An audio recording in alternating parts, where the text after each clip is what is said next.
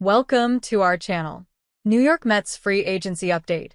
Pete Alonso, Alex Bregman are facing the same hurdle. There's a familiar theme with many Scott Boras clients. It's asking for too much. Many of his top clients last offseason settled for short-term deals with player options. Several were able to cash in. Blake Snell and Matt Chapman would get longer deals, the latter signed to an extension by the San Francisco Giants.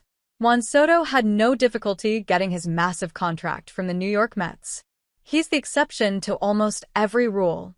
Unfortunately for another Mets free agent target, Pete Alonso is facing a challenge of teams lining up to give him a long-term deal.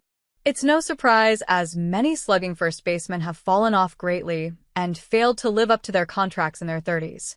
He's not alone, though. Alex Bregman is having the same trouble as well, specifically with the Houston Astros, who won't go above 6 years. Pete Alonso and Alex Bregman have more in common than Scott Boras. How long is too long? Hold your laugh, Michael Scott. We're talking about baseball contracts. Alonso just turned 30, and a good number of years to limit any deal with him would probably be about 5. The same with Bregman. He's a few months older than Alonso. Free agents with different offerings to bring the Mets or anyone else, Bregman's rumored desire for more than 6 years might end any thought of the Mets pursuing. One would have to imagine Alonso is seeking something similar. Again, is this something the Mets would actually do? David Stearns has operated on a more year-to-year basis, with his Soto contract being the exception.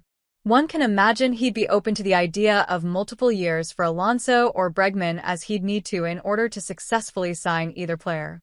Both are coming off of less productive seasons than what they've done in the past. Something similar to what Cody Bellinger got from the Chicago Cubs is probably close to what either will get, with maybe an extra year or two.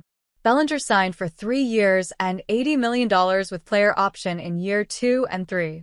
The high AV approach with certain players seems far more popular than spreading out the wealth over a longer period of time. There are exceptions. Trey Turner, Xander Bogaerts, and a little more distant in the past, Bryce Harper, are examples of players getting huge contracts but with the years helping to lower the AAV. Teams seem to prefer dishing out cash in a player's prime years rather than carrying the dead weight of a player's leaner years in their late 30s or older. A matter of preference, it seems to be a universal theme to explain why Alonso and Bregman remain unsigned. This article was originally published on risingapple.com as New York Mets free agency update. Pete Alonso, Alex Bregman are facing the same hurdle.